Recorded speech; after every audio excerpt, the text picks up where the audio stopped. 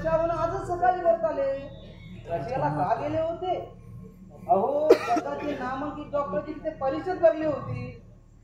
मी doctor वैद्य compounder. काय म्हणाला? सत्काराला का नाही गेलो? अहो मग या फोनवर तुमच्याशी कसा बोलणार होतो? हे बा छे छे छे, काय माणसं आहे. डॉक्टर रशियाहून आले तर एवढी चौकशी, उद्या चंद्रावरून नाही तर मंगळावरून आले तर काय होईल कोण जाणे. आता कोण आलं?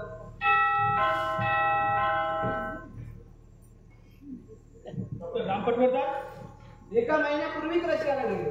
आज सकाळी विमानाने परत आले. प्रवास सुखरूप झाला. आता त्यांचा सत्कार आहे म्हणून गेले डॉक्टर राम. त्यांचंच घर आहे रे. मग मला काय त्याचा शेजारी समजतो? शेजारी असतो तर इतकं चांगलं बोलू असतो त्यांच्याविषयी.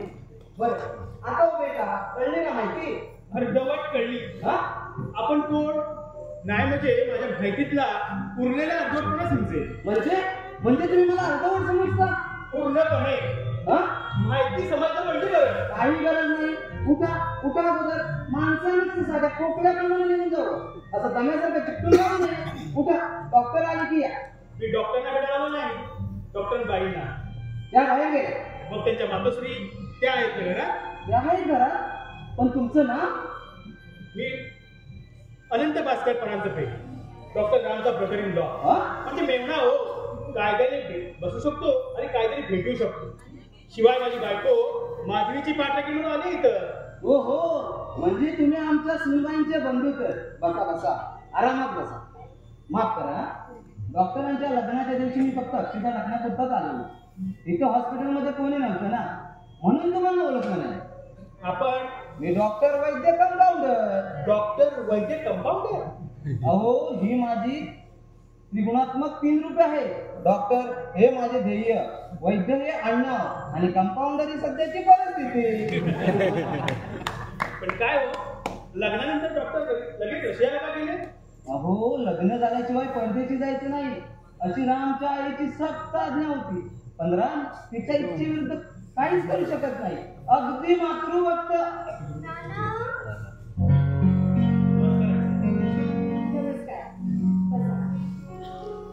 नाना, अहो पाहुणे आले हे मला नाही का सांगायचं? अनंतराव, किती वेळ झाला येऊन? तसा बराच वेळ झाला, पण मजेत गेला. हे बोलत होते ना त्यामुळे. बरं, काय चाललंय हल्ली? बिझनेस, फॅक्टरी खोलायचा विचार आहे.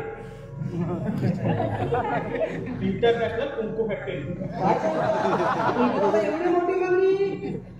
हो, त्यातून हे 3 प्रकारचे कुंकू आहे. निळ कुंकू कुमारिकांसाठी, लाल कुंकू सौभाग्यवतींसाठी आणि जांभळं काळं विद्वांसाठी. विद्वांसाठी कुंकू? मला नाही वाटत आपल्याकडच्या विधवा कुंकू लावण्या इतपत पुढे गेल्या असतील. मी तेच म्हणतोय, कसं शक्य आहे? शक्य आहे. हल्ली जग सुधारलं, तुम्हाला कल्पना यायची. म्हणजे पुनर्विवाह करून? तसं असेल तर हा विषय पुन्हा काढू नका. हो, आई साहेबांना हा विषय आवडत नाही. अच्छा आहे मग. माधवी, आनंदाला हे आता म्हटलं डॉक्टर साहेब रशियावर येणार आहेत, त्याची भेट घ्यावी, लताला घेऊन जावं.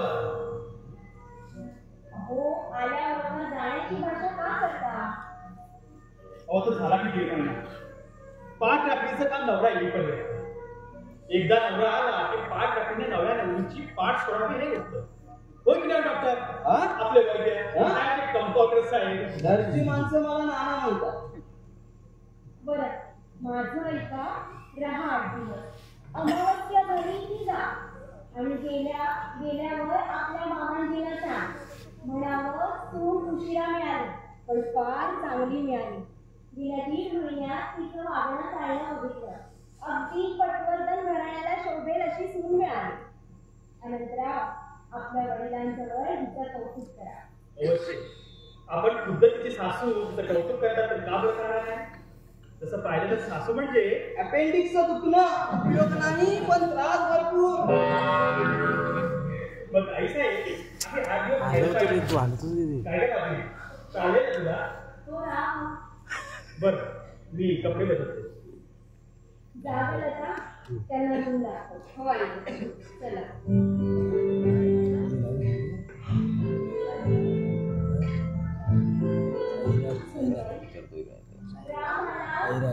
तुझ्या बहिणीची तब्येत बघायला सांग. मला बरंच काही सांगत होती. तिची मुलं जगत नाही. हो ना? हो.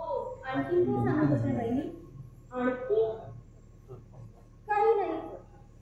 का? मला सांगण्यासारखं काही होतं? नाही, काही नाही.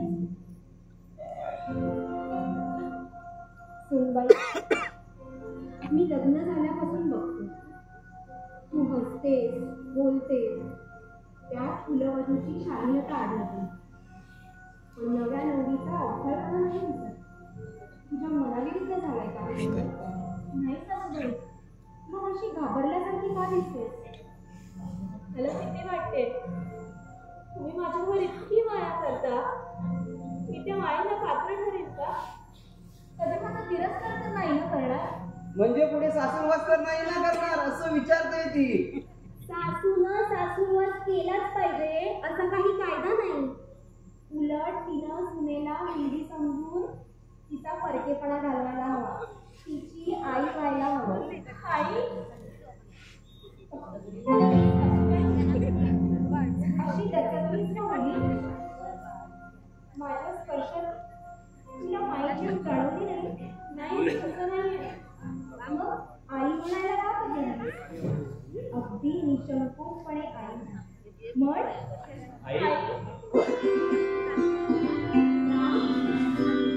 अगदी वेळेवर आला डॉक्टर. नाही इथं आई साहेबांची वाटणी होणार होती.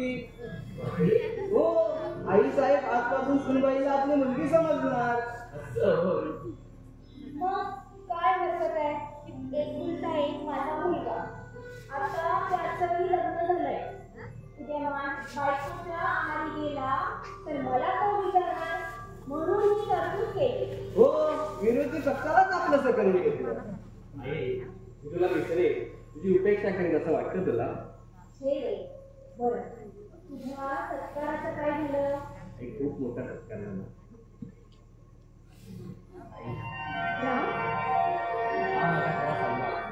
हा माझा खरा सत्कार. आई, हे सारं तुझ्या आशीर्वादाला होईल. बाबा असायला त्या उठू नको आई. तुझ्या पावलाच्या स्पर्शाने या सत्काराचा सार्थक होतो.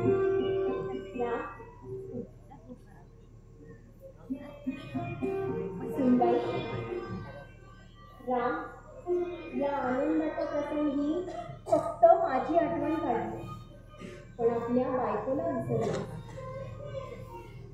आता माझ्या इतका तिचाही हक्क आहे तुझ्यावर.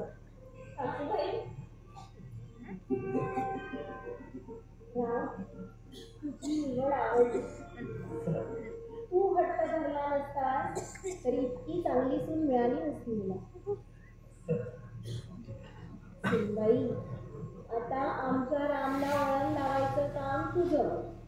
त्यानं रोज टेनिस खेळायला हवं. आठवड्यातून एकदा पिक्चरला जायला हवं. आणि हो, रोज संध्याकाळी फिरायलाही जायला हवं. काय मग काय, रात्रंदिवस नुसतं काम आणि काम. त्याला म्हणावं, आता लग्न झालंय तुझं. आता रात्रीचं संशोधन बंद. नाही तर फर्नांडिसचं व्हायचं. काय केलं त्याने? अहो, त्या फर्नांडिसचं लग्न झालं मी डिसोजाची. हनीमूनसाठी काश्मीरला गेले दोघं. रात्री एकांतात त्याने त्याच्या बायकोचा प्रथमच हातात घेतला. पण ती बिचारी बायको लाजेनं थरथर कापत होती. त्यापेक्षा डॉक्टरला तिथं ते लागलं समजच नाही. तो बायकोला काय म्हणाला सांगू? काय म्हणाला? मिसेस डिसोजा, तुमची नाडी फार जलद धावते. हाय ब्लड प्रेशरची शंका येते. तुम्ही जागरण करू नका. आता विश्रांती घ्या आणि उद्या सकाळी माझ्याकडे ट्रीटमेंटला या. तात्पर्य काय? तो पटत्या आपलं लग्न झालं, हनीमूनसाठी आलो हे सुद्धा विसरला. काय झाला तुम्ही? बोला, तुला चहा घ्यायचा असेल ना? नमस्कार भाऊ. अरे वा, तुला तुझ्याकडे यात्रा काय करतो? बसा, आपण दोन चला तुझ्यासाठी काय आहे तेही दाखवतो. अरे कशाला आणलंस माझ्यासाठी? लग्नाआधी रामायणाची पोथी दिली. वाचन झालं? घरापर्यंत पोहोचलो. वेळच कुठे असतो. घरात आलेल्या सुनेचं कौतुक करण्यापुढे चल. डॉक्टरचं किती प्रेम आहे माझ्यावर. पाहिजे ना. अहो पहिली नाडी कशी करायची हे शास्त्र मी शिकवलं. त्याच्या पाठीवरची भाजीगावाची नाडी. अहो चड्डीची नाडी हो. बरं मी निघतो. हॉस्पिटलमध्ये जाऊ नये.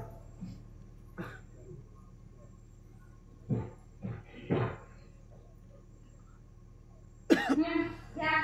तो आणला. सासूबाई म्हणाल्या, हा? वंशाच्या सासूबाई, तुझ्या नवऱ्याला चहा दे म्हणून. तशी सासू चांगली मिळाली नाही वंशनला. सासू जितकी प्रेमळ तितकी सून माहेर कमी आहे. बरं ना ताईचं लग्न झालं. चांगलं घर मिळालं. यात बरं झालं ते वंशनचं, बरं झालं ते त्या डॉक्टरचं. पण आपलं काय? आपलं दुःख केव्हा संपणार आहे? आपलं दुःख ते त्या जन्मापासूनच पाठीत आहे. जन्म दिला तो गरीब बापाकडून. हाच डॉक्टर पण म्हणजे वडिलांचा दवाखाना होता म्हणून हा हॉस्पिटल झाला. नुसती बिल्डिंग विकली तर 5 कोटी रुपये. आणि दागिने तरी किती आहे? एक दागिना 5-10 तोळ्याचा तर नक्की असेल. आणि आपलं आणलंय ते 5 लाख रुपये भरण्यासाठी. बरं झालं तुम्ही ते आलात. आता मागची चुकीच करा. डॉक्टरचं एक मुख्य रहस्य आपल्याकडे. त्यांनी पुनर्विवाह केलाय वंशनशी. आणि तिची सासू अजूनही समजते तिथे पहिलं लग्न.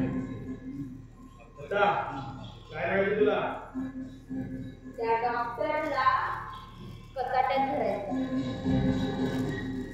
त्याचं हे रहस्य त्याच्या आईला समजून घेण्याची इच्छा असेल ना, तर आमचं तोंड बंद करून राहावं.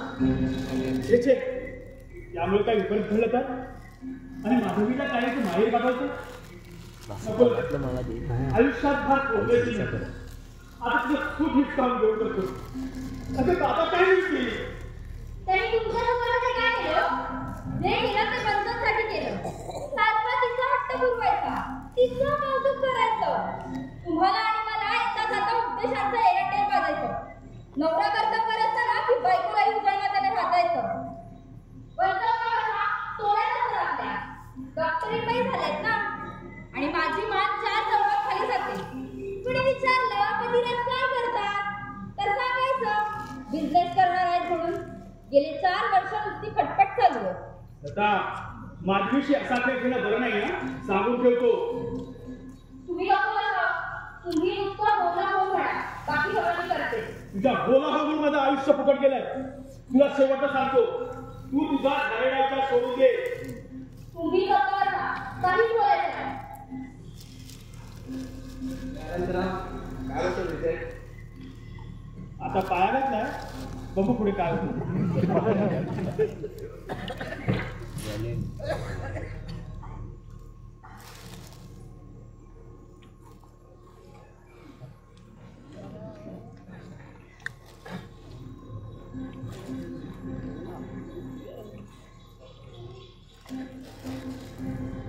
हॅलो.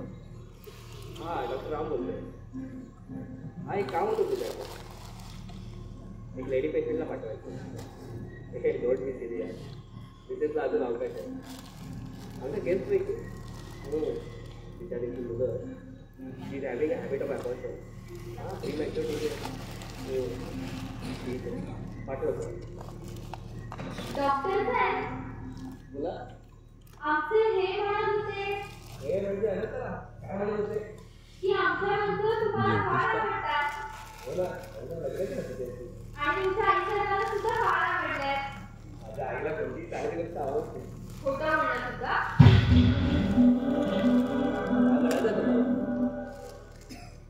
तुमच्या आईचा हे जुन्या वळणाचा आहे. उद्या जर त्यांना कळलं की आपली सून पुनर्विवाहाची आहे तर हे त्यांना चालेल का? आपला मुलगा एका विधवेसाठी खोटं बोलतो हे त्यांना आवडेल का? मी खोटं बोललो ते माझ्या आईची. योग्य वेळ येतात तुला खरं नाही कळणार आहे. तोपर्यंत हा विषय काढून ते रहस्य काढू द्या. राहील हे रहस्य आम्ही कधीही उघड करणार नाही.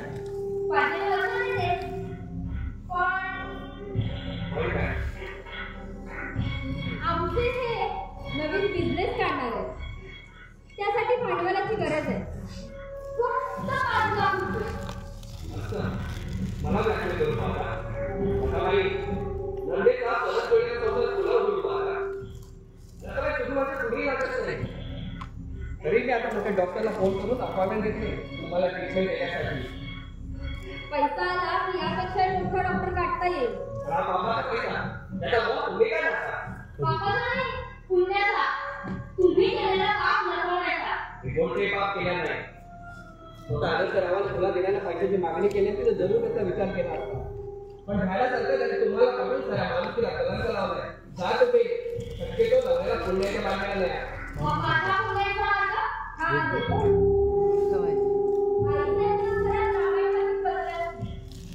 त्याला पण कळू दे तुमचं हे रामायण.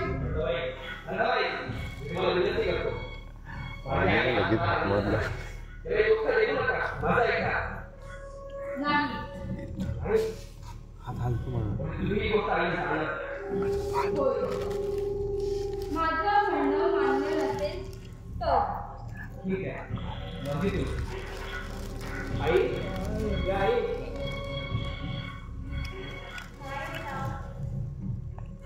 लताबाईच्या माझ्याशी तुला काही सांगायचं. काय ग? काय सांगायचंय? काय म्हणतोय रा? तुम्ही आम्हाला किती प्रेम करतात, माया करतात, पण ते तुम्हाला फसवतायत. म्हणून मी तुम्हाला सावध करायला आले. काय? ते तुमच्याशी खोटं बोलले आणि मलाही खोटं म्हणतात, पण मला बरं वाटेल.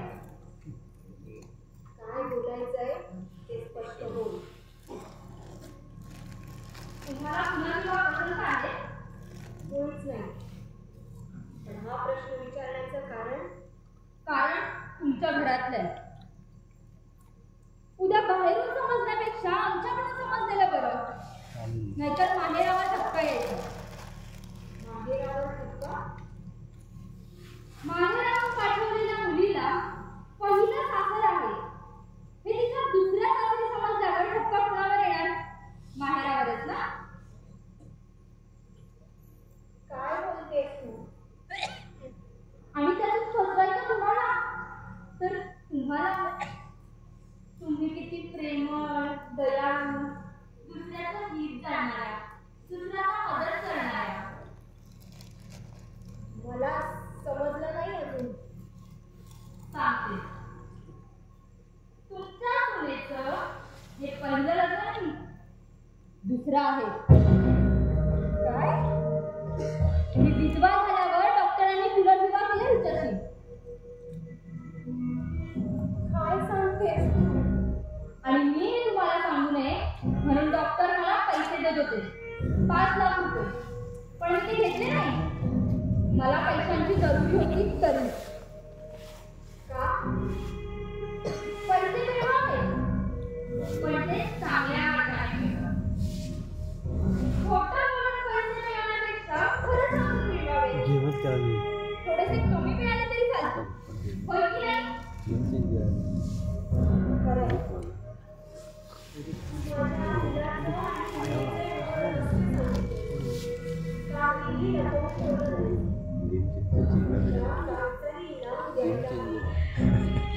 तुला काहीतरी इनाम द्यायला हवं.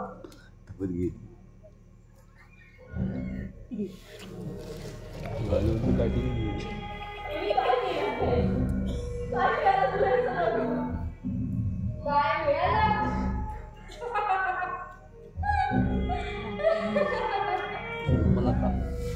भांडवलाची सोय झाली. माझ्या नवऱ्याची इच्छा पूर्ण झाली. म्हणजे तिथे सगळं तू केलंस ते आनंदाला मान्य होतं? हो, त्यांना हे सगळं मान्य होतं. मुळीच नाही. खोटं बोलते ही. आणि बोलू नको दादा. आजपासून तुझी बहीण नाही समज.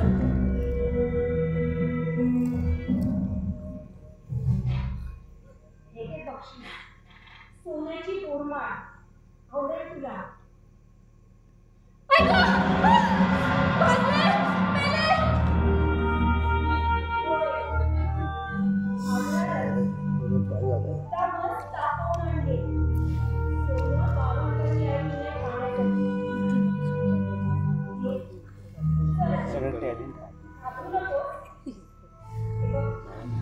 माझे हात फोडले. जे डोळ्यात तू ओळखलीस ते ऐकण्याचं पाप मी केलं.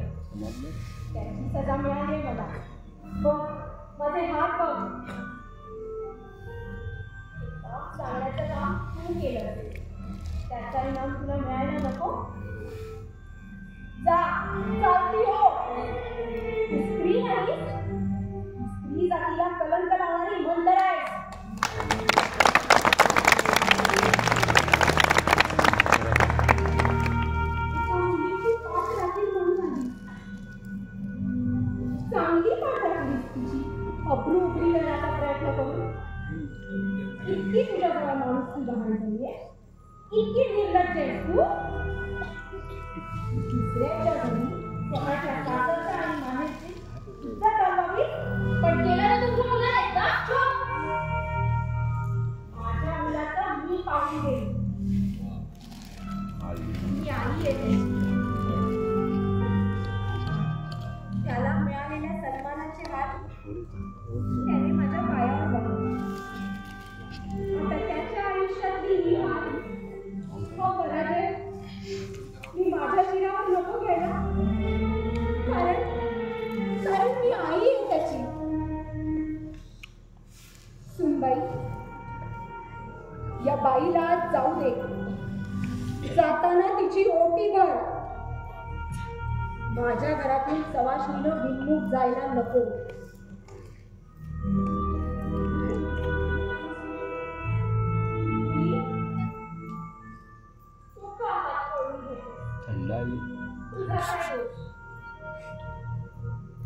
दोष तर माझा.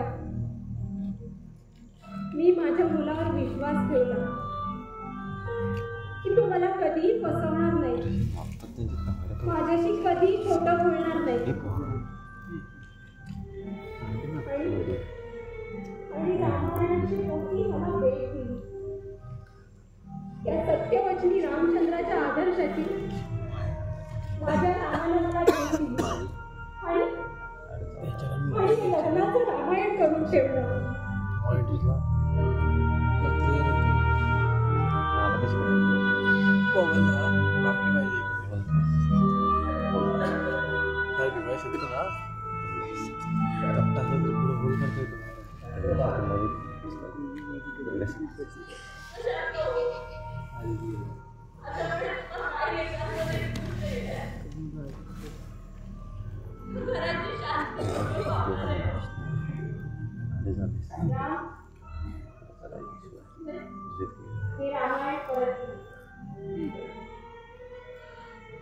मला ते वाचायची इच्छा नाही. मला या घरात राहायची इच्छा नाही. मी हे घर सोडून चालले.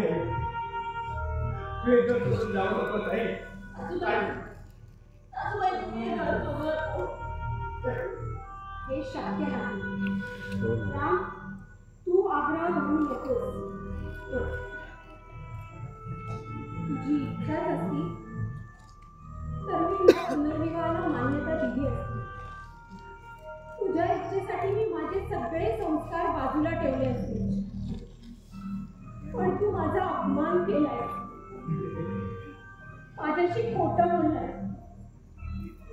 एवढं खोटं बोलून तू लग्नाला उभा कसा राहिलाय?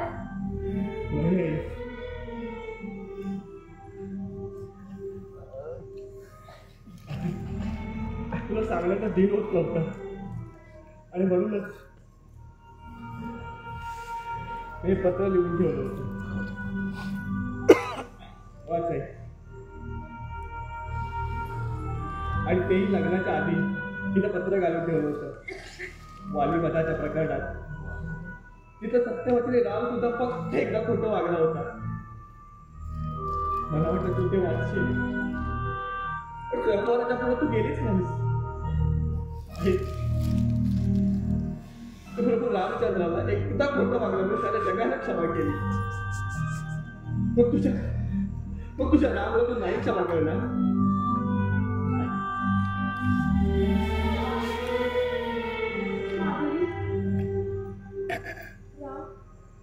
एवढ्या मोठ्या संकटातून वाचले मी. आज एका मंत्रेने मी कैकई होत होते. माझ्या रामाला वनवासी करत होते. राम मला क्षमा कर. राम, माझ्याने चला देवघरात चला. या रामायणाची स्थापना करूया आणि माझ्या देवालाही बघू देते. तुमची जोडी, अशी जोडी बघायला भाग्य लागते. हे मला मिळालं. माझ्या देवाला चला.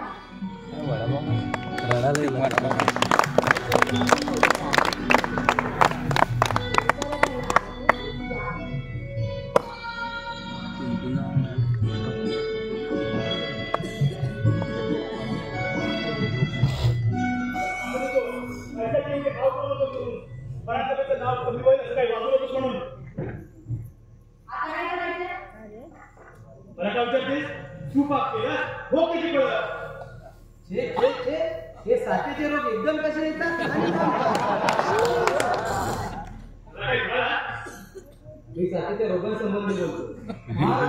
फार भयंकर. लताबाई तुम्हाला आत बोलवलंय. माणसं बिघडण्याची, भाऊ बहीण पत्नी ही नाती न ओळखण्याची, आणि तुम्ही समजणंही शक्य नाही. आई साहेबांनी हे पैसे दिले तुमच्या जाण्याने. 10,000 रुपये मोजून घ्या. 10,000 रुपये?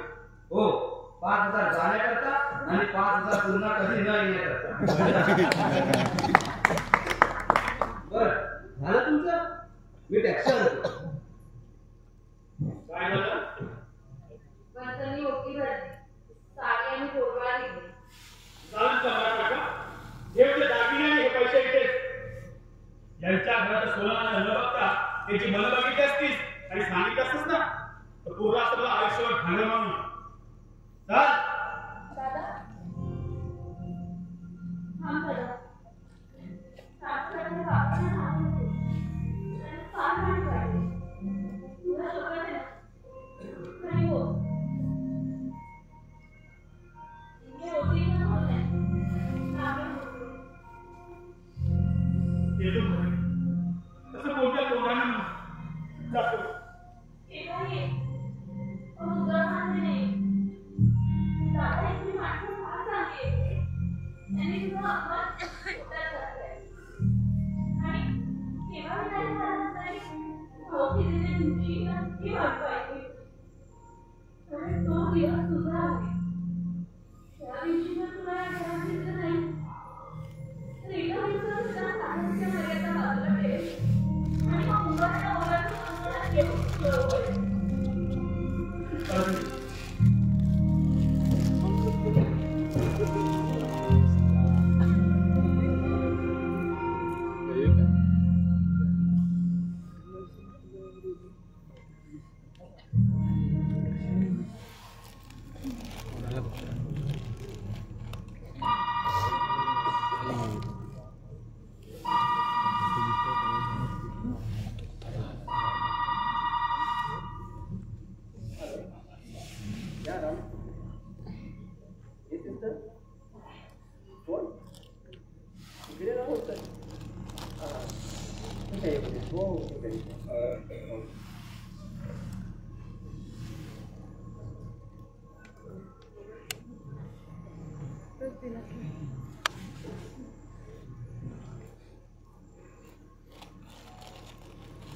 चांगले आहेत ना तुमच्या?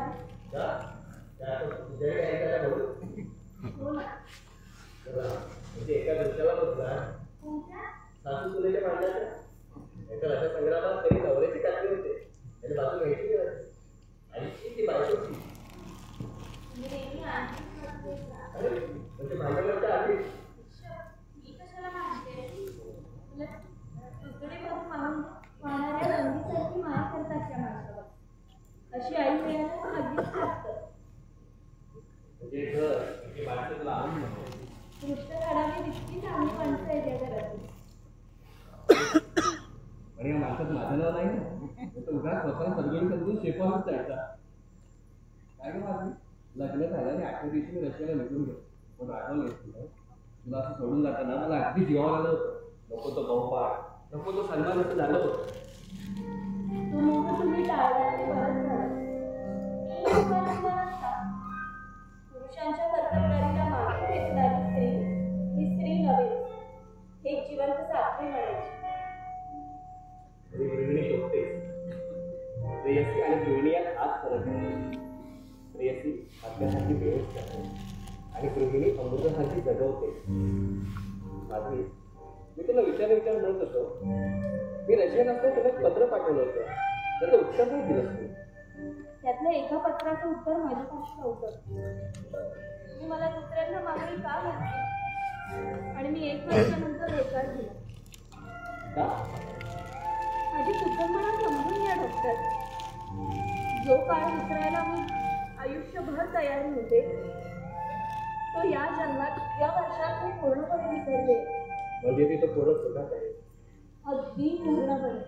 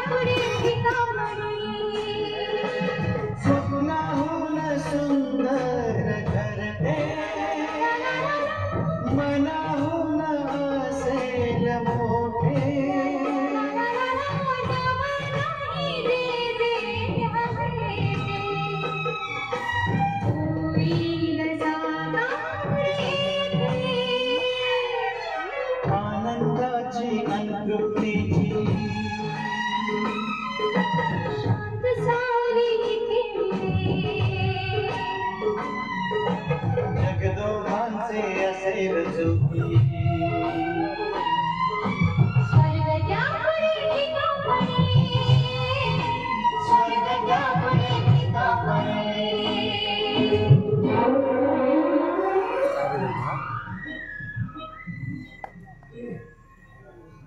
नमस्ते डॉक्टर साहेब. आम्हाला कळलं तुम्ही रशियावरून परत आलात. संध्याकाळी सत्कारही झाला. तुमच्या सत्कारानिमित्तार्थ एक कविता केली. घ्या.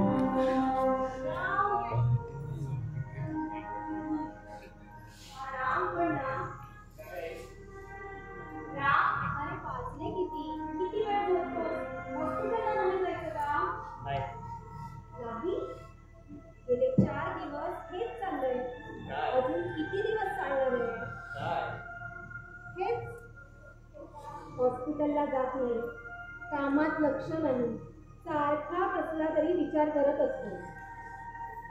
माझं मन अस्थिर आहे. मी एकाग्र होऊ शकत नाही. रोगाचं निदान करू शकत नाही. राम, तू बोलतोस हे? डॉक्टर पटवर्धनांचा मुलगा बोलतो की माझ्या पेशंटकडे मला बघायला जमणार नाही म्हणून? माझी उठली कुठली? बागेत फुलं तोडायला गेले. राम, तुला विचारू? त्याचं खरं उत्तर दे. काय विचारायचं तुला? मी तुला सत्य शोधण्याचा प्रयत्न करतोय. राम, तू म्हणालास तर मुलीशी तुझं लग्न लावून घे. मग तुझ्या संसाराचं असं काय झालं? रशियाहून आल्यापासून तुमच्या दोघांमध्ये असं काय भांडण झालं की त्या रात्रीपासून माझ्या शेजारी असतात? मलाही तेच कळत नाही. तो प्रतिबोध झालेला पेशंट मला भेटायला आला आणि माझी बेशुद्धीवर खाली पडली. ती शुद्धीवर आल्यापासून मला टाळते. मी तिला विचारलं सुद्धा, तुझी त्याची काही ओळख आहे का बरं? मग काय म्हणाली ती? काहीच बोलली नाही. तिचे डोळे अजूनही दबदबले होते. अंग थरथर कापत होते. पण तेही जास्त आग्रह नाही केला.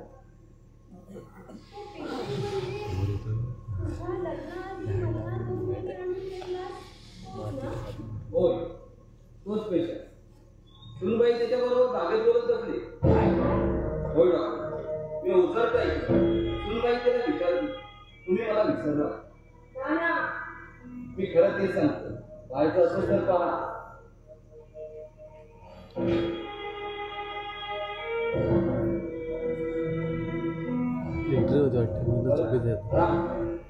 तुला हॉस्पिटलमध्ये बोलवलं. तो ट्युमरचा पेशंट शुद्धीवर येत नाही.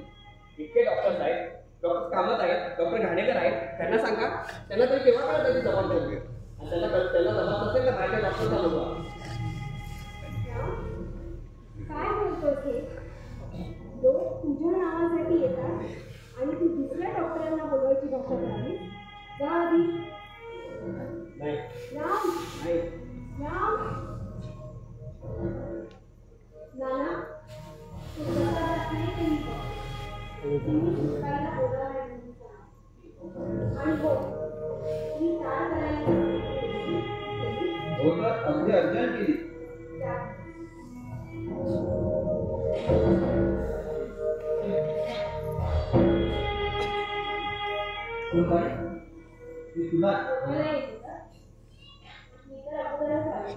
तुला प्रश्न विचारा, पण उत्तर मिळेलच असं नाही.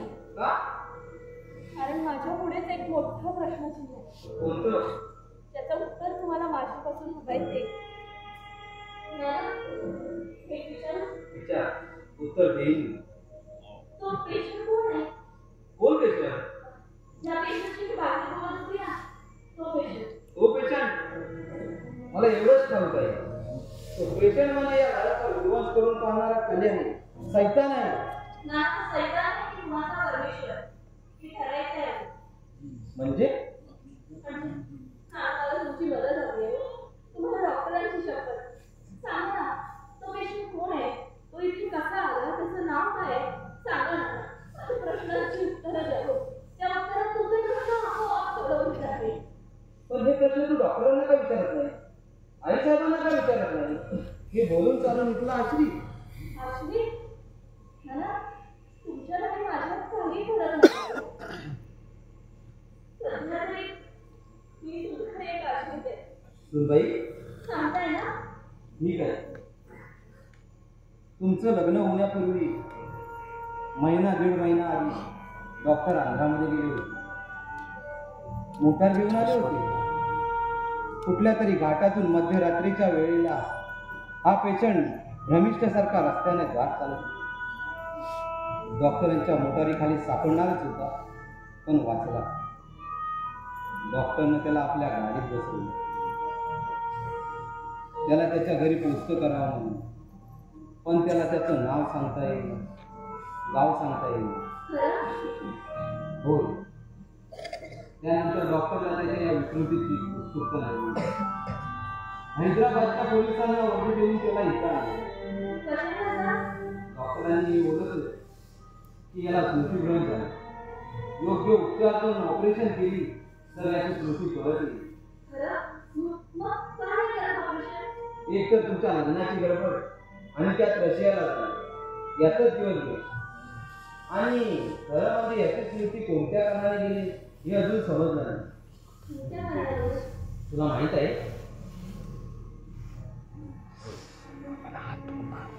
ही व्यक्ती कोणी दुसरी असेल तर एकाच चेहऱ्याची दुसरी माणसंही असू शकतात. असं असेल तर तेव्हा काय हा माझ्यावर प्रसंग आणलाय? उत्तर मिळायच्या आत मला मरण आलं तर बरोबर आहे. सुनबाई असंच मन मोकळं कर. पुरी दुःखाचा कोडमारा करून घेऊ नकोस. मला फरका समजू नकोस. तू पुनर्विवाहाची आहे हे डॉक्टरनं फक्त मला लग्न आधीच सांगितलं. होय. मला खरं सांग, तुला कोणतं रहस्य भेडसावतंय? सांगते ना, पण मला समजून होईपर्यंत इतरांना प्रकाश ठरवते. विश्वास ठेव पुरी, मी कुणालाही काही सांगणार नाही. बरं तू आज जा, मी तुला नंतर येतो.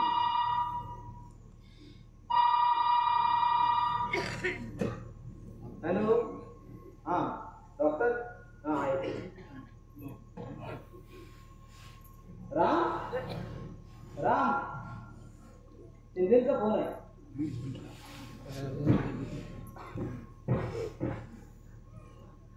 हॅलो, या डॉक्टर राम शिंदे. येऊ आज संध्याकाळी? हो ठीक आहे. राम अजून गेला नाही? आई शिंदेचा फोन चालू काय सगळ्या डॉक्टरची पार्टी अरेंज केली आणायला लागले. अरे मग जा ना. पार्टी मिस्टर आणि मिसेस साठी आहे. बातमीला विचारून का आहे ठीक.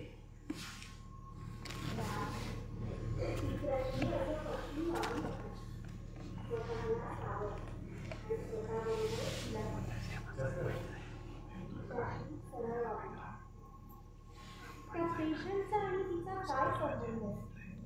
त्या पेशंटला तिचं काही रहस्य माहीत असेल, त्या आधारावर तिला छळत असेल तर त्याला पूर्वीचं काय आठवत नाही.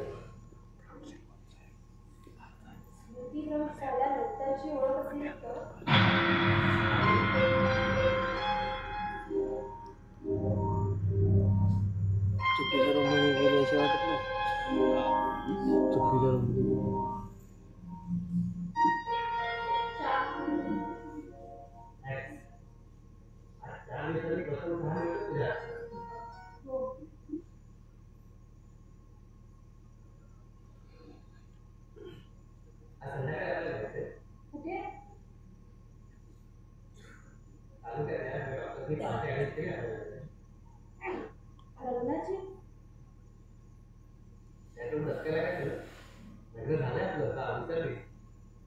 हे कसं विसरून मी वास्तविक ही पार्टी रशियाला जायच्या आधी वाढावी पण त्याने ठरलं नाही नवीन पात्र तयार झाला आणि हो लग्नात भेटली होतीस ना ती साडी नेस मला फार आवडली लग्नामुळे साडी आठवते ती साडीमुळे लग्न ते करत होतो बरं मी कोणता सूट घालतो नाही तुला मॅच होईल असा माझा ड्रेस असायला हवा असे लोक म्हणायचे हा इथं नवरा नाही मला बोलवलं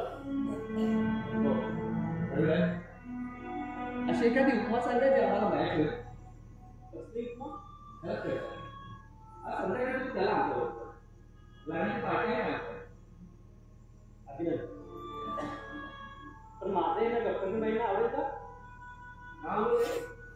बोला ना का नाही म्हणजे मी यांना प्रथम पाहिलं तेव्हा या मला बेशुद्ध पडलं म्हणून म्हणतो माझं रात्री घेण्याचा तो अपघात झाला अपघाताचा डॉक्टर जवळ लागतो मग येणार ना पार्टीला त्या अपघाताचे जरूर येईल हे आपल्याला चालेल ना पण डॉक्टर मी तिथं काही प्रेझेंट आणू शकणार नाही तुमचं प्रेझेंट त्या रात्री मिळालं तुम्ही दिलेल्या काकाचे सुगंध अजूनही जवळतो अजून किती दिवस जवळ सांगता येत नाही आणि त्या पार्टीत मी तुम्हाला प्रेझेंट करणार नाही कमी म्हणून तुम्ही रसिक आहात मला सांगा माझी मिसेस सुंदर आहे की नाही म्हणजे तुम्हाला इथं सौंदर्य आवडलं माझं याच्यावर खूप प्रेम आहे अगदी नितांत प्रेम असं जास्त एखादं भेट येऊन द्या जर आमचं प्रेम तुम्हाला पसंत असेल तर आम्ही टू से आमचं प्रेम इतकं कावेळ वाटत असेल तर मला तुमच्याविषयीच्या भावना फार वेगळ्या आहेत त्या मी कधीच बोलून टाकणार मी कोण होतो हे मला माहीत नाही पण मी कोणीतरी होईल हा भरोसा तुम्ही मला दिला तुमच्या सांगण्याप्रमाणे चालेल तुम्ही म्हणाल तर देऊ सुद्धा देईल घेऊ नको तुमचा एक कावळे करा पाचच्या कावळे झाली की तुमच्या कविता सगळं टाकू टाकू आहे काय माझ्या कविता सांगा नाव काय ठेवायचं त्याचं नाव नाव जी पावले बकळपली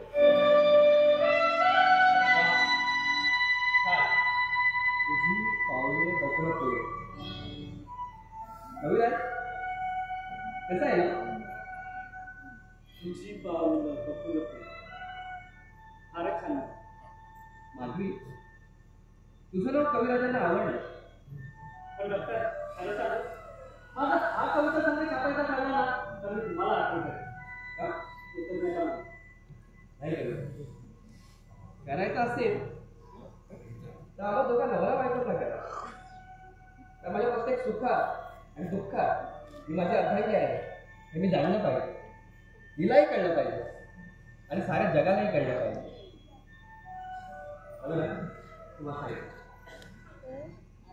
बातमी कविराजांना स्फूर्ती देण्यासाठी चहा वगैरे दे.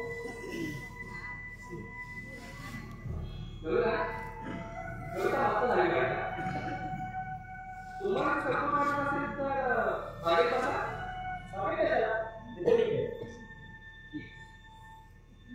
तुझी पावले बकळपले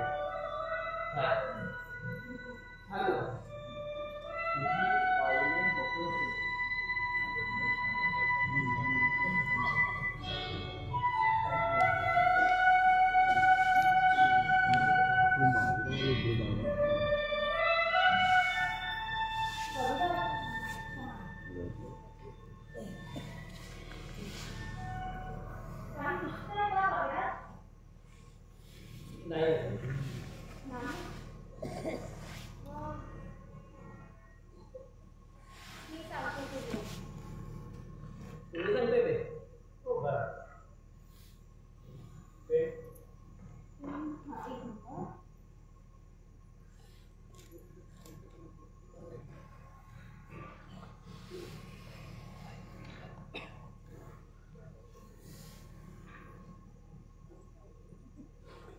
मी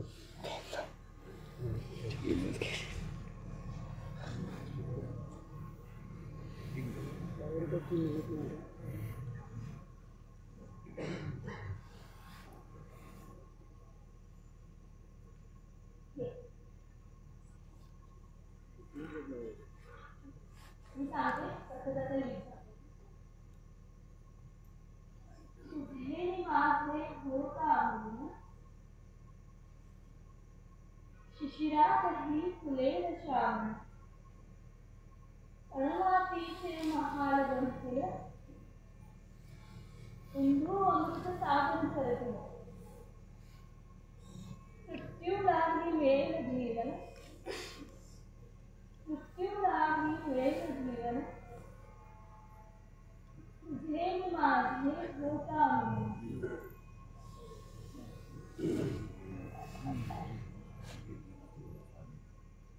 लक्षात येते पण वळून जरा वेळ आहे. गंध फुलांचा गेला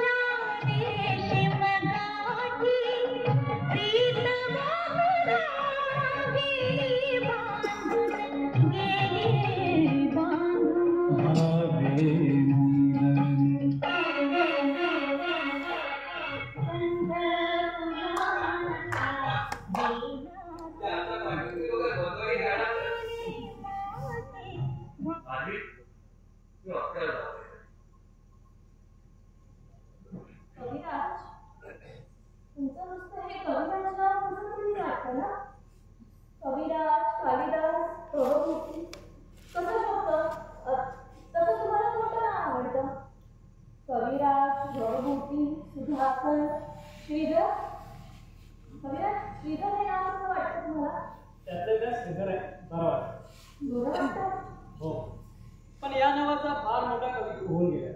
होऊन गेला? अतिशय रसाळ काव्य आहेत त्यांची. शिकलेला पण त्यांनीच रचलंय. 300 वर्षांपूर्वी होऊन गेलेल्या कवीची मला आठवत आहे. 2 वर्षांपूर्वीची कशी नाही? सांगा तो श्रीधर कसा लक्षात आलेला तुमच्या? तिथं आल्यावर डॉक्टरांनी अनेक ग्रंथ वाचले, अनेक काव्य वाचले मी, आणि मला कळलं की मला कविता करता येतात. हो, तुम्हाला चांगल्यापैकी कविता करता येतात. 2 वर्षांपूर्वी तुमचा कविता संग्रह छापला जाणार होता आणि त्यावेळी त्याचं नाव तुझी पावले बकुळा फुले हेच चालू होतं आणि तो कविता संग्रह तुम्ही मला अर्पण करणार होता. तुम्हाला? तुमची माझी कुठली ओळख?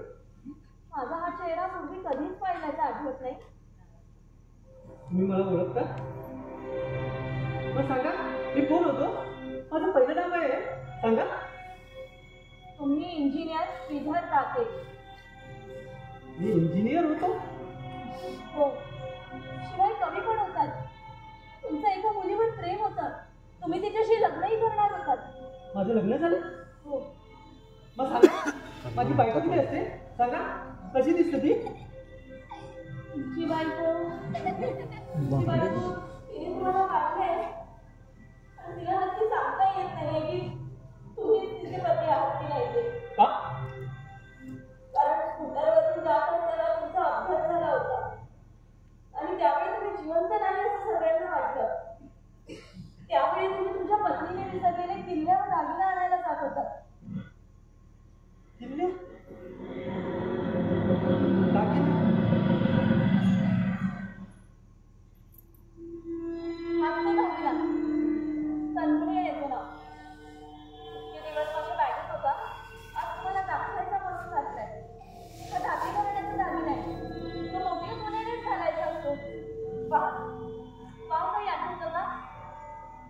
काही आठवत नाही. पण हा दागिना तुमच्याकडे कसा आला? कारण मी दाती करण्याची सूर होते आणि तुम्ही श्रीधर दाते असावेत असा माझा संशय आहे. म्हणजे मी? हो, आठवा. मला काही आठवत नाही. तुम्ही म्हणताय मी श्रीधर आहे आणि तुम्ही श्रीधरच्या पत्नी होता, पण हे शक्य नाही. तुम्ही माझ्या पत्नी असता तर तुम्ही डॉक्टरांच्या पत्नी कशा झाला? तुमचं श्रीधर दातेशी लग्न झालं असेल आणि त्याचा अपघातच निधन झालं असं वाटत असेल तर तुम्ही त्यांच्या विधवा म्हणून राहिला होतं. पण तुमचं लग्न डॉक्टरांशी झालं. डॉक्टरांची माझा पुनर्विवाह झालाय. होतं. डॉक्टरांची लग्नपत्रिका वाचली होती मी. त्यावर कुमारी परांजपे असं नाव होतं. हो, तुम्हाला कसं सांगू मी जातो. थांबा. तुम्हाला काय हवं माझ्यापासून? माझ्याजवळ जे काय आहे ते 20 मुठीच्या बदल्यात झालंय. आता कोणीतरी व्हावं असं ठरवतोय तर माझा अडथळा आणताय भुरळ पाडून. नाही, खोटं आहे. तुम्ही कोण आहात याची जाणीव ठेवा. हे दूर करण्याचा प्रयत्न करते मी. तुम्ही कोणाला तुम्हाला आठवलं तर मी कोण आहे हे मला समजेल. तुम्ही डॉक्टरांच्या पत्नी आहात. नाही, ओळखा मला. मी चांगलंच ओळखलंय. तुम्ही एका प्रतिष्ठित माणसाच्या पत्नी आहात आणि माझ्यासारख्या गाव नसलेल्या नाव नसलेल्या माणसावर भुरळ पाडताय.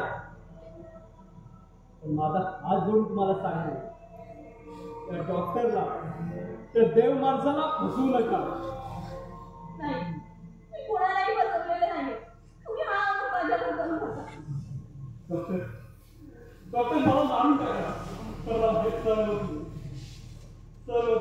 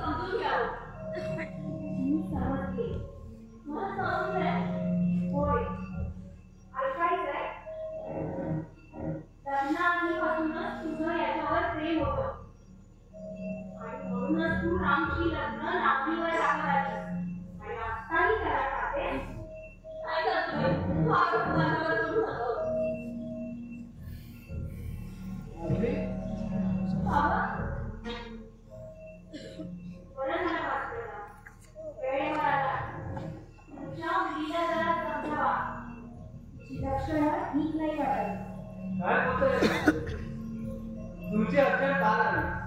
ताबडतोब देऊन या. मला वाटतं माधवी आजारी नाही. हो, तुमची माधवी आजारीच आहे, पण रोगाचं निदान होत नाही. मी डॉक्टर आहे तरी कवी राजांना वेळेवर इंजेक्शन दिलं बरोबर. डॉक्टर, हा काय प्रकार आहे? कसं सांगायचं भास्करराव? नवऱ्याला बायको टाळते आणि परक्याशी बोलत राहते. हे कसं सांगायचं? काय ऐकतो मी माझी? भास्करराव परांजपेची मुलगी अशी निघाली. अहो, शब्द मागे घ्या. तू बोलता एका मुला पत्नीच्या पत्नीबरोबर, नवऱ्याच्या बापाच्या मुलीबरोबर, निष्कलंक पतिव्रतेबरोबर. तू आणि पतिव्रता. नवऱ्याचा स्पर्श तुला हिंदवाच्या वंशाप्रमाणे वाटतो आणि म्हणे होत असेल. म्हणूनच मी यांना स्पर्श करू दिला नाही आणि त्यांच्या म्हणण्याप्रमाणे मी वागले असते आणि माझा संशय खरा ठरला असता तर मी व्यभिचारी झाले असते. काय बोलतेस तू?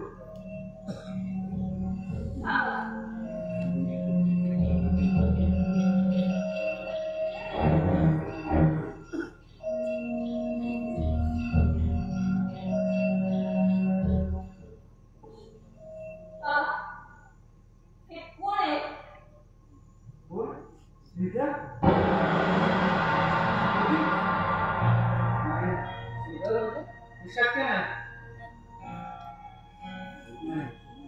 नाही डॉक्टर, हे शक्य नाही. शक्य आहे की नाही करायचं आहे. अहो, यांची आठवण यांना सोडून गेली आहे पण मी यांना विसरू शकत नाही. तुमच्या कसं चालू नव्हता. तुमच्या सगळ्या आठवणी खोदून खोदून विचारत होते आणि यांच्या जवळ जाऊ शकत नव्हते ना कुणाची मदत घेऊ शकत होते. आता बाबा तुम्ही सांगा, त्यांना बघितल्यावर मी काय करायला हवं होतं? काय करायला हवं तुम्ही? सूर्यकांत, तुम्ही मला ओळखलं नाही? नाही, मी तुम्हालाच ओळखत नाही. कोण आहे हा? कोण असं वाटतं तुला?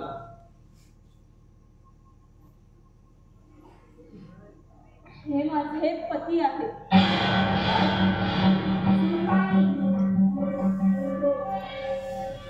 हे माझे पती आहेत आणि त्या अपघातातून मी वाचले असं वाटतं. माझी खोटा आहे. सांग, माझी खोटा आहे. तू गायला, वाचेला, मनाला माझी पत्नी आहे. मी तुझा पती आहे. ह्या जगातली कुठलीही शक्ती तुझी माझी ताकदून करणं शक्य नाही. सांग, माझी हे खोटं आहे. नाही, त्यांची आठवण करत आल्याने मला काही सांगता येणार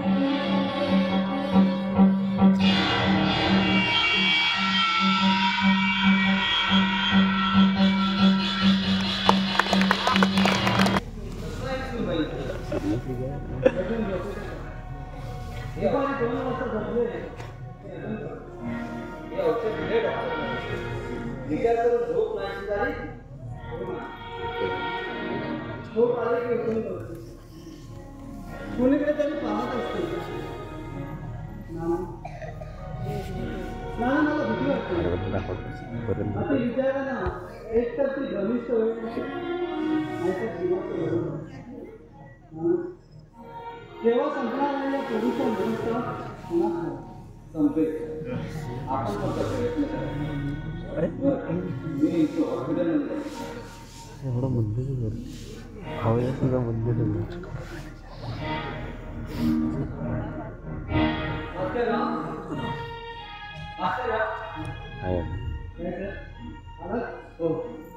तुमचं पत्र मिळालं आणि लागून निघून आलं. खरंच का मला श्रीधर येते आहे? तो श्रीधरच नाही अशी शंका आहे. परंतु अजून त्याने काही सांगितलं नाही. त्याने हो म्हटलं की तो नक्की हो म्हणे. पण हे सारं त्याची स्मृती परत आल्यावर झालं नाही. मी त्याला बघून येऊ का? तुमची भावना जाणतो मी, परंतु त्यानं अजून काही कोणाला सांगितलं नाही. त्याने सांगण्याचा किंवा आठवण्याचा प्रयत्न केला तर त्याला मानसिक त्रास होतो. त्याची स्थिती अजून नाजूक आहे याचा विचार करा. मग त्याला केव्हा भेटता येईल? ऑपरेशन नंतर.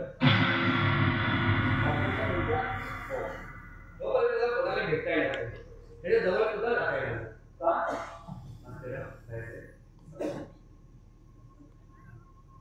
त्याची स्मृती परत येईपर्यंत ह्या गोष्टी आपल्याला जपायला हव्या. तुम्हाला प्रश्न विचारायचा बोला. श्रीधरच्या अपघातानंतर त्याचं निधन झालं असं तुम्ही केव्हा समजलं? कसं समजलं? अपघातानंतर त्या नदीपासून पुढे 100 मैलापर्यंत आम्ही त्याचा प्रयोग केला. जवळजवळ 8 महिने. त्यानंतर त्या नदी किनाऱ्यापासून पुढे 50-60 मैलावरती एक प्रेत असल्याचं आम्हाला समजलं. परंतु ते प्रेत फार खरले होते. डोक्याला बराच मार लागला. चेहरा ओळखू येत नव्हता. टोपी फुटली होती. त्याचं तसंच दहन केलं आणि आम्ही आमची समजूत करून दिली. ठीक आहे, हे ऑपरेशन आपल्याला उद्याच करायचं. उद्या करायचं? हो. कोण करणार? कोण म्हणजे मी करणार ऑपरेशन. तुम्ही? हो. नाही डॉक्टर, तुम्ही ऑपरेशन करू नये. का? हा प्रश्न तुम्ही विचारू नये. डॉक्टर, तुम्ही हे ऑपरेशन करू नये. तुम्ही फार हजर आहात असं मला वाटतं. मी या केसचा स्टडी केलाय. एवढ्या इतर डॉक्टरचा होईपर्यंत वेळ लागेल. आई यांना समजा, मला संशय येतो माझा. आई साहेब, या बाबतीत मी कुणाचं ऐकून घेणार नाही. जेव्हा ऑपरेशन सिरियस आहे असं म्हणताना मला हट्ट करा. तुमची मनस्थिती जाणतो मी. तुमचं मन काय आहे? माझं मत स्थिर आहे. तो पेशंट हैदराबादला भटकत असताना मी आणलं त्याला इथं. मी जर आणला नसता तर तुम्हाला कोणालाही कळलं नसतं त्याचं. बरं, तो पेशंट तुम्हाला कोणालाही ओळखत नाही. तुमचा भरोसा फक्त माझ्यावर आहे. मी एक डॉक्टर आहे. माझ्या पुढं तो एक फक्त पेशंट आहे. त्याला नवीन आजी द्यायचं एवढं ध्येय माझ्या पुढं आहे. डॉक्टर, उद्या हे ऑपरेशन अयशस्वी ठरलं तर मी तुम्हाला जबाबदार ठरेन. राम यांच्या मनासारखं होऊ दे. ऑपरेशन तुम्हीच केलं पाहिजे. तुला विश्वास आहे माझ्यावर? माझा स्वतःवर विश्वास आहे. आम्हा आधीच उशीर झालाय. हे लवकर बरे व्हायला हवं. तुझी सहमती आहे माझी. ऑपरेशन कुणीही केलं तरी प्रार्थना करण्याशिवाय काय आहे माझ्या हातात?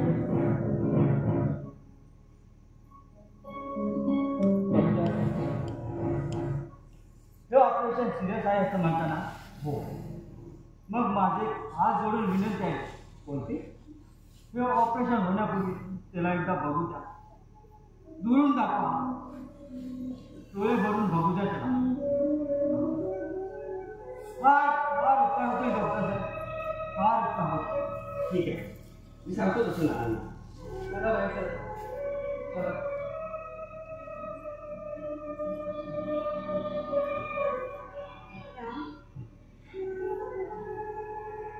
जा आणि हे ऑपरेशन यशस्वी कर. माझ्या दृष्टीनं रशियाला मिळालेल्या बहुमानापेक्षा हा मोठा विजय असेल. जा, संयम ढळू देऊ नको. तुझी आणि बाबांची शपथ, मला माझ्या ज्ञानाची शपथ. आता मी कुणाचा मुलगा नाही, कुणाचा पती नाही. आता परमेश्वर कोणते खेळ खेळणार आहे मला ठाऊक नाही, पण त्या निसर्गाच्या शक्तीचा सामना करून मी ऑपरेशन यशस्वी झाले. येतो आहे.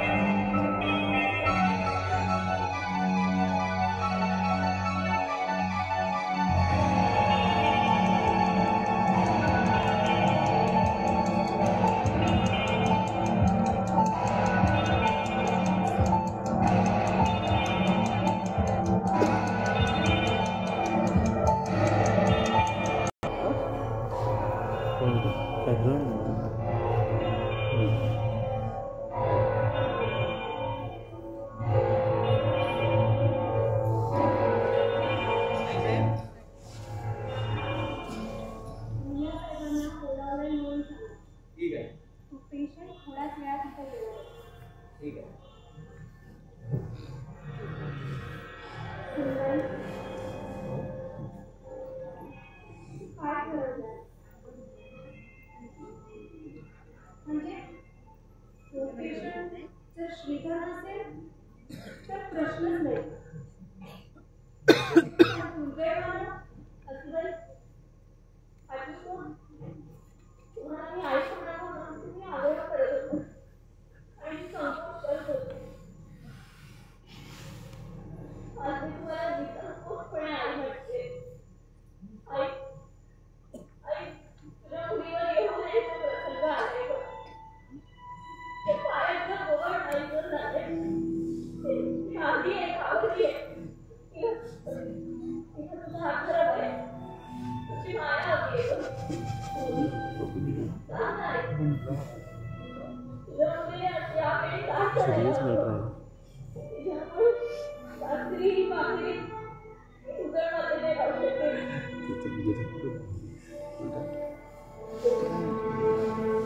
काय बोलू आणि कसं बोलू? तुझ्या या प्रश्नाचं उत्तर देणं माझी शक्ती बाहेर आहे.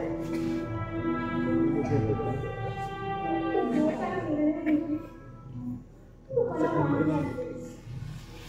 फक्त एकच इच्छा आहे. तू मला आयुष्यभर आई म्हणावं.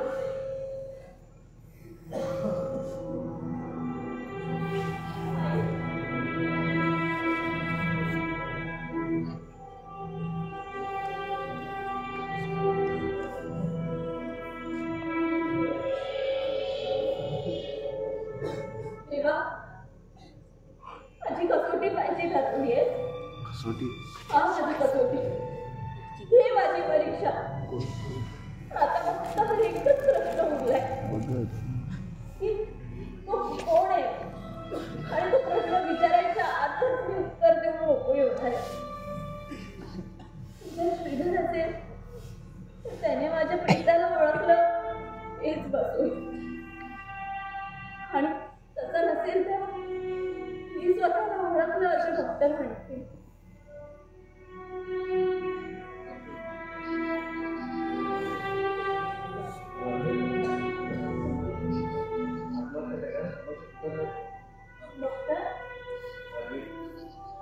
तेव्हा तुझ्या मनात जो विचार आला तोच विचार माझ्या मनात येऊन घे.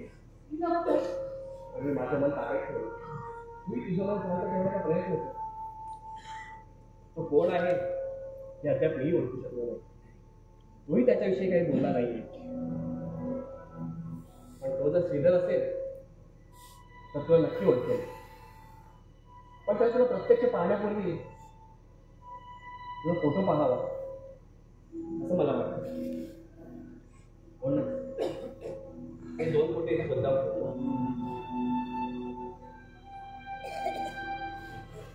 या फोटोपैकी त्याने एक फोटो ओळखला. त्यानंतर एक फोटो निवड करण्यात आला.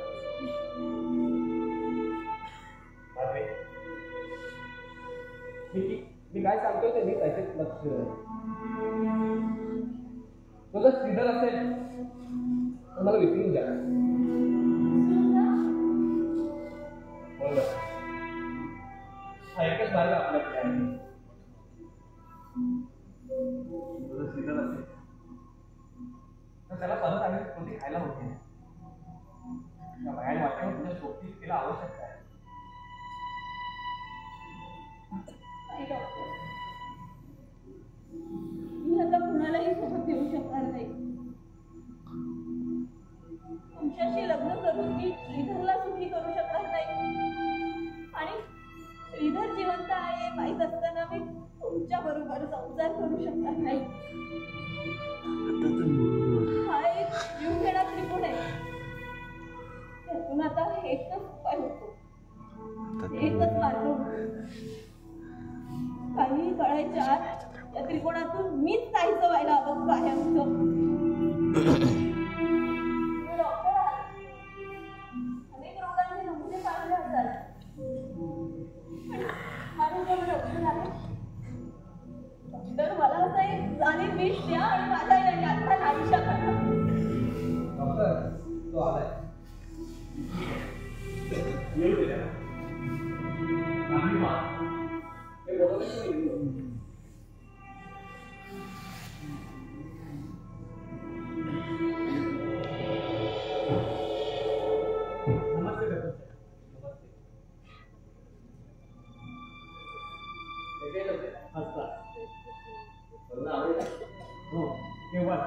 प्रथम पाहिला तेव्हा शिर्के नावाचे इंजिनियर आहे, त्यांनी बांधला बरोबर हा माझ्या वडिलांचा फोटो. हे पेंटिंग तुम्हाला एखादा आवडला तर घेऊन टाक. मी जरा बोलतो.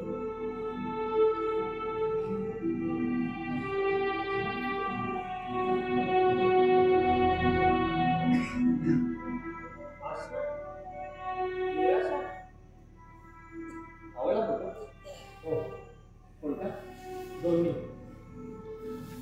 पण या फोटोचं नाव मला नाही आवडलं. निराशा असं का म्हणायचं या फोटोला? किती काळजीपूर्वक या केळीची जोपासना केली. काही आठवणी जपून ठेवतो ना तशी. डॉक्टर, मी या फोटोला नाव सुचवू? निगराण.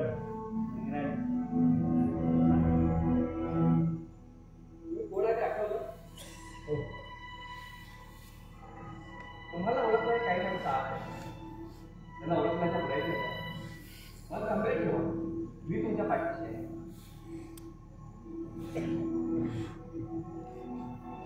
आई,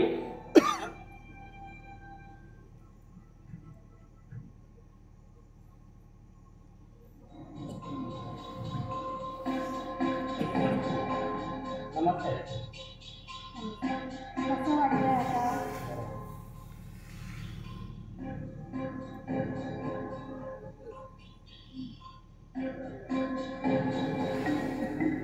तुम्ही मला ओळख? आपण हे माझे वडील भास्करराव परंत. तुम्ही मला कधी पाहिलं नाही. मी यांची सून. नाही, मी तुम्हाला कधी पाहिल्याचं आठवतो. तुम्ही यापैकी कोणालाच ओळखत नाही. नाही. डॉक्टर साहेब बोलले होते की माझ्या ओळखीपैकी काही माणसं आलेली आहेत. पण विचार आहे की माणसं तुला तुम्ही नक्की ओळखा. नमस्ते डॉक्टर. असं या डॉक्टरांची लग्न होण्यापूर्वी तुम्ही मला कधीच पाहिलं नाही. कृष्णाच्या वाळवंटात शिवापूरला शेवटी या बहिणीचा फुलं भरण्याचा समारंभ होता तेव्हा. नाही, मी तुम्हाला पहिल्यांदा पाहिलं की डॉक्टरांचा संस्कार झाला त्याला. ती माझी कविता दाखवायला आली होती ना तेव्हा. त्यापूर्वी नाही. नाही. डॉक्टर, डॉक्टर हा काय प्रकार आहे? डॉक्टर, हे कोणालाच ओळखत नाही. राम, राम तू हरलाय. आई, हे ऑपरेशन यशस्वी झालेलं नाही. राम, तू ऑपरेशनचा खोटा बहाणा केला. मी यांना चांगल्या डॉक्टरकडे घेऊन जाईल. वाटेल तेवढा पैसा खर्च करेल, पण हे अपयश धुवून टाकेल.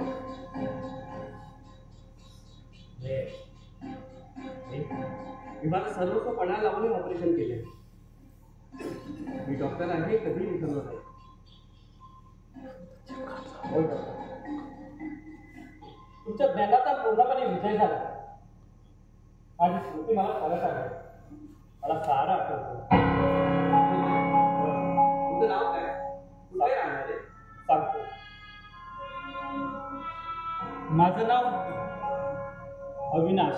अविनाश? हो, अविनाश. मी वराडचा राहणार. नागपूरपासून 50-60 किलोमीटरवर माझं गाव आहे. माझं घर आहे. माझे प्रेमळ आई वडील आहेत. मी शेतकी कॉलेजचा पदवीधर आहे. म्हणजे तुम्ही इंजिनियर नाही? नाही. तुमचं लग्न झालं? नाही, पण ठरलं होतं. माझा साखरपुडा होणार होता एका मुलीसोबत. मला चांगलं आठवतं, तिचं नाव मंजू. होय, पण साखरपुड्याच्या आदल्या दिवशी तो अपघात झाला आणि होय, साखरपुड्यासाठी लागणारं सामान आणण्याकरता मी नागपूरला गेलो होतो. मंजूसाठी काही साड्या आणि 1-2 दागिने घेतले होते. रात्रीच्या मेलने मी परत येत होतो. बसपासच्या डब्यात मी एकटाच होतो. मंजू माझी कधी होणार या गोड स्वप्नात मी गुंग होतो. अचानक तो माझ्या डब्यात कधी घुसला हे मला कळलंच नाही. मी ओरडलो, साखळी ओढण्यासाठी धावलो, पण तो दरवाजा उघडून पळून जाऊ लागला. मी मागचा पुढचा विचार न करता त्याला पकडावं म्हणून झेप घेतली, पण तो चपलाईने बाजूला सरकला. माझा तोल गेला. गाडी नदीच्या पुलावरून जात होती. मी कटड्यावर आदळलो आणि नदीच्या पाण्याबरोबर वाहत गेलो. बस करतो. माझी स्मृती मला परत आली.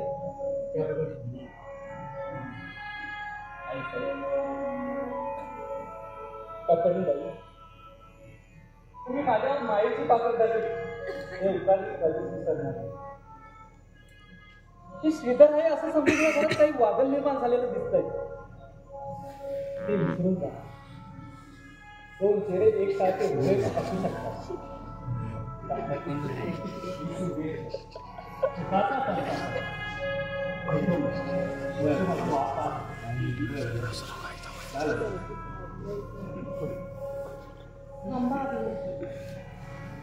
माझ्या रामचा विजय झाला.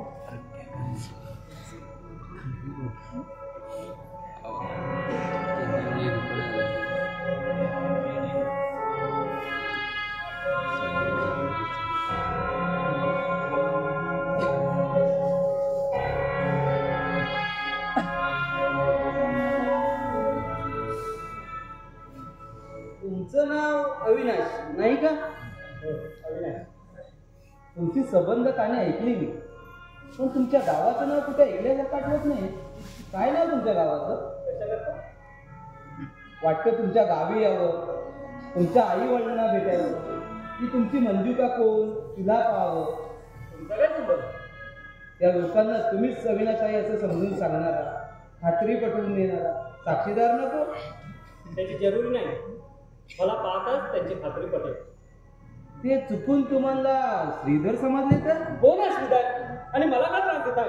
डॉक्टरांना सांगा मी गेलो म्हणून. श्रीधर गेला म्हणून? नाही, अविनाश गेला म्हणून. पोरा, तू सगळ्यांना फसवलं, पण या म्हाताऱ्याला फसवू शकणार नाही. आजपर्यंत हे डोळे सत्य शोधत आले, म्हणून 50शीला आलं तरी डोळ्यांना चष्मा वाटला. आणि तुझे डोळे तुझ्या तरुण वयातच स्वतःला फसवायला निघाले. पोरा, ज्या दिवशी डॉक्टरने तुला इथं आणलं तिथपासून मी तुझ्यावर माया करतो. ऑपरेशन नंतर जवळजवळ 3 रात्र 3 दिवस तू बेशुद्ध अवस्थेत होता आणि मी सतत तुझ्या उशाशी बसून होतो, प्रार्थना करत होतो. डॉक्टरांचं ऑपरेशन यशस्वी व्हावं म्हणून नव्हे, तुला आयुष्य लाभावं म्हणून. तू अर्धवट शुद्धीवर आल्यावर तुझ्या मुखातून पहिले शब्द आले ते माधवी. हो माधवी. त्यानंतर तू विचारलंस माझी स्कूटर कुठे गेली. तू अविनाश असता तर तुला त्या मंजूची आठवण यायला हवी होती, पण मी हे कुणाला बोललो नाही. कारण दाखवली बोलू नका. मी कबूल करतो तुम्ही मला ओळखलं. का असं केलंस पोरा? तुझी माधवी एकट्याची राहिली नाही म्हणून, तिच्यावर दुसऱ्याचा हक्क आढळला म्हणून तिचा तिरस्कार वाटला होता? नाही ना, असं म्हणू नका. नाहीतर मी जे काही केलं त्याला काहीच किंमत राहणार. तू शुद्धीवर आल्यावर म्हणून सारा प्रकार माझ्या ध्यानात. मी बोलत नव्हतो, स्वतःशीच विचार करत होतो. हे झालं त्यात कुणाची चूक नव्हती. परिस्थितीची चूक होती.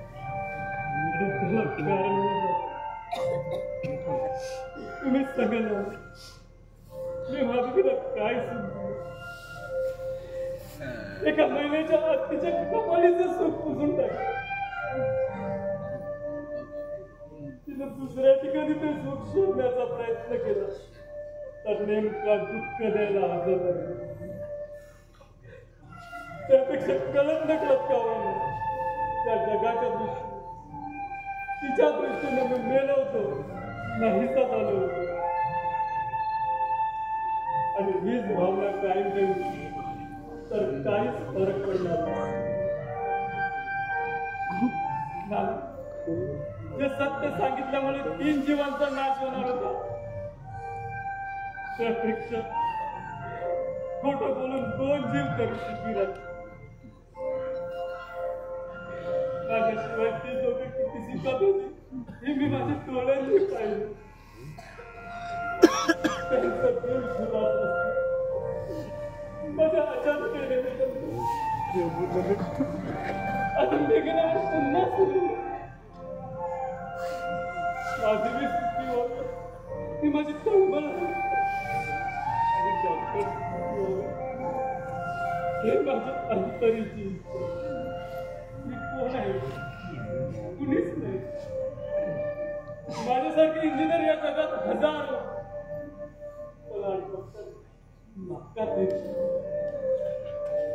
लाखो जणांना याच्यात ज्ञानाची गरज आहे.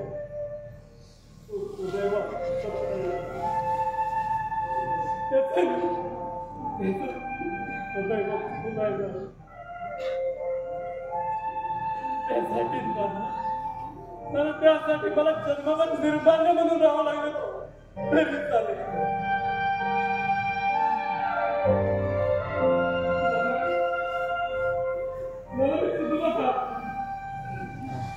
नाही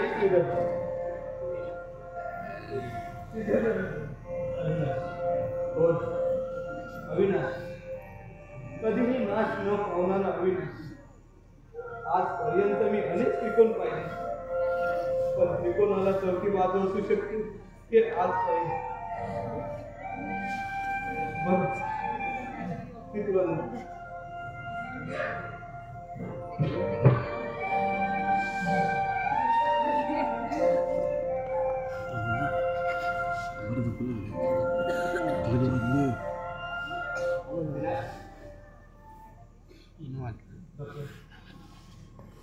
मी मला